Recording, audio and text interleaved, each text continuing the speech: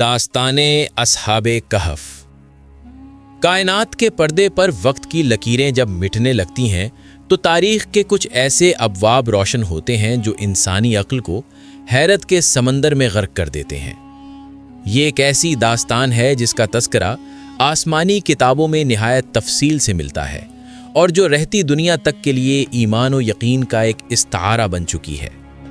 ये किस्सा है उन नौजवानों का जिन्होंने अपनी आंखों के सामने जुल्म व कुफ्र का उरूज देखा, मगर अपने दिलों में तौहीद की उस शम्मा को बुझने नहीं दिया जिसने उनकी रूहों को मुनव्वर कर रखा था। आज से सदियों पहले जब रूमी सल्तनत की सरहदें दूर दूर तक फैली हुई थीं और शहर अफसूस अपनी शान व शौकत और मईशत की वजह से पूरी दुनिया में मशहूर था, उस वक्त वहाँ का बादशाह दकियानूस एक जाबिर और संगदिल इंसान था जिसने अपनी रियाया को बुत परस्ती पर मजबूर कर रखा था।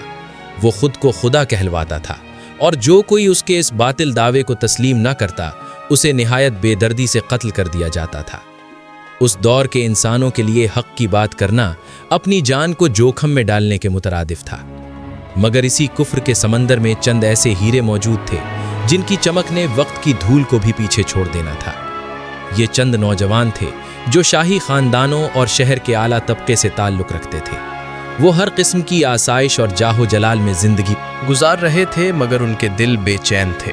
वो सोचते थे कि ये पत्थर के बुत जो न सुन सकते हैं और न देख सकते हैं, वो इंसान के माबूद कैसे हो सकते हैं। अल्लाह ताला ने उनके दिलों को ईमान के लिए खोल दिया और उन्होंने खुफिया तौर पर एक दूसरे से मिलना शुरू कर दिया। उन्होंने अहद किया कि वो इस जाबिर बादशाह के सामने नहीं झुकेंगे। जब बादशाह को उनके बारे में इल्म हुआ तो उसने उन्हें अपने दरबार में तलब किया और उनसे जवाब तलबी की। इन नौजवानों ने जिस बहादुरी से बादशाह की आंखों में आंखें डालकर तौहीद का ऐलान किया, वो तारीख का एक सुनहरा बाब बन गया। उन्होंने कहा कि हमारा रब वो है जो ज़मीन और आसमानों का मालिक है और हम उसके सिवा किसी को माबूद नहीं मानते। बादशाह उनकी जुर्रत देखकर दंग रह गया, मगर उसने उनके आला खानदानों का लिहाज करते हुए उन्हें चंद दिनों की मोहलत दी कि वो अपने फैसले पर दोबारा गौर कर लें। ये मोहलत दरअसल उनके लिए अल्लाह की तरफ से एक इशारा थी कि वो इस शहर को छोड़ दें जहां ईमान बचाना नामुमकिन हो चुका था। इन नौजवानों ने मशवरा किया और ये फैसला किया कि वो अपने दीन की खातिर हिजरत करेंगे।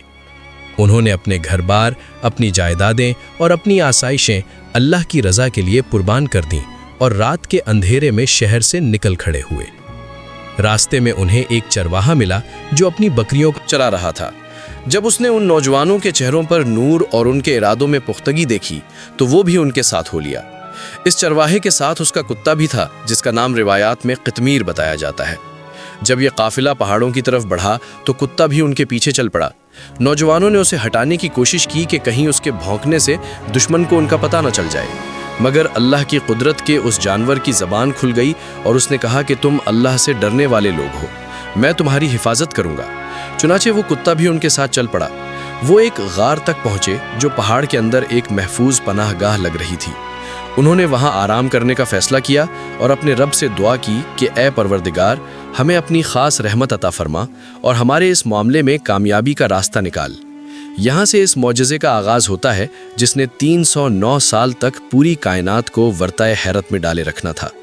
जैसे ही वो नौजवान गार के अंदर लेटे, अल्लाह ताला ने उन पर एक गहरी नींद तारी कर दी। ये नींद कोई आम नींद नहीं थी, बल्कि ये अल्लाह की तरफ से उनकी हिफाजत का एक ख़ास इंतज़ाम था।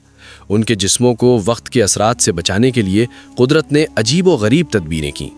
कुरान पाक में जिक्र है कि सूरज जब तुलू होता तो उनकी गार के दाएं जानिब से गुजर जाता और जब गुरूब होता तो बाएं जानिब से कतरा कर निकल जाता ताकि उनके जिस्मों को बराए रास्त धूप न लगे और गार के अंदर का दर्जाए हरारत मोतदिल रहे। अल्लाह ताला उन्हें दाएं और बाएं करवटें भी दिलाता रहा ताकि ज़मीन उनके गोश्त और हड्डियों को न खा सके। उनका कुत्ता गार के दिहाने पर अपने पांव फैलाए इस तरह बैठा था कि जो कोई उसे बाहर से देखता तो उस पर हैबत तारी हो जाती और वो करीब आने की हिम्मत न करता। इस तरह अल्लाह ने उन्हें दुनिया की नज़रों से छुपा दिया। वक्त गुजरता रहा, दहाइयाँ सदियों में बदल गईं। दकियानूस मर गया। उसके बाद कई और बादशाह आए और चले गए। शहरों के नक्शे बदल गए, ज़बानें बदल गईं और अकायद बदल गए, मगर वो गार के अंदर सुकून से सोए रहे।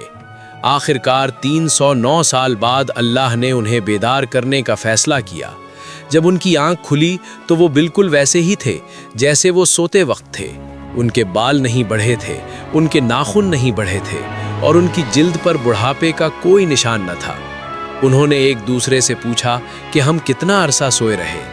किसी ने कहा कि शायद 1 दिन या उससे भी कम, क्योंकि उनके ख्याल में अभी वही दौर था और वही दुश्मन उनकी तलाश में था।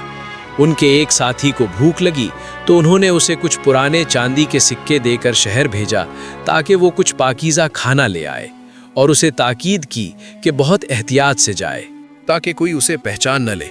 जब वो नौजवान शहर पहुंचा तो उसकी हैरत की इंतहा न रही। जहां बुतों के मंदिर थे वहां अब अल्लाह के नाम की मस्जिदें थीं। जहां जुल्म का दौर था वहां अब लोग एक दूसरे से प्यार और मोहब्बत से मिल रहे थे। जब वो एक दुकान पर पहुंचा और खाना खरीदने के बाद वो चांदी का सिक्का दुकानदार को दिया तो दुकानदार हैरान रह गया। उसने कहा कि ये सिक्का तो सदियों पुराना है, तुमको क्या कोई खजाना मिला है? देखते ही देखते लोगों का हजूम जमा हो गया और वो नौजवान परेशान हो गया कि ये क्या हो रहा है। उस दौर का बादशाह एक नेक मुसलमान था। जब उसे ये खबर मिली तो उसने उस नौजवान को अपने पास बुलाया और सारी हकीकत पूछी। जब उसने बताया कि हम दकियानूस के दौर से भागकर गार में छुपे थे तो बादशाह और शहर के लोग रोने लगे। उन्हें एहसास हुआ कि ये वो लोग हैं जिनका तस्करा उनकी किताबों में मिलता है और जिनकी वापसी का इंतजार सदियों से हो रहा था। जब वो लोग गार तक पहुंचे और उन नौजवानों से मिले तो ये मंजर दीदनी था। ये अल्लाह की तरफ से एक निशानी थी उन लोगों के लिए जो क़यामत और दोबारा जी उठने के मुनकिर थे। अल्लाह ने दिखा दिया कि जो खुदा इंसानों को 300 साल तक बगैर खाए पिए जिंदा सुला सकता है वो उन्हें मरने के बाद दोबारा भी उठा सकता है। जब वो नौजवान दोबारा गार के अंदर गए तो अल्लाह ने उन्हें हमेशा की नींद सुला दिया और उनकी रूहें कब्ज कर लें। उस जगह पर एक मस्जिद तामीर की गई ताकि आने वाली नस्लें इस मौजज़े को याद रख सकें। असहाबे कहफ की ये दास्तान हमें सिखाती है कि जब इंसान अपने ईमान की खातिर सब कुछ छोड़ देता है तो अल्लाह उसे कभी तन्हा नहीं छोड़ता। वो जानवरों को भी इंसानों का मुहाफिज बना देता है और वक्त की रफ्तार को भी अपने बंदों के लिए रोक देता है।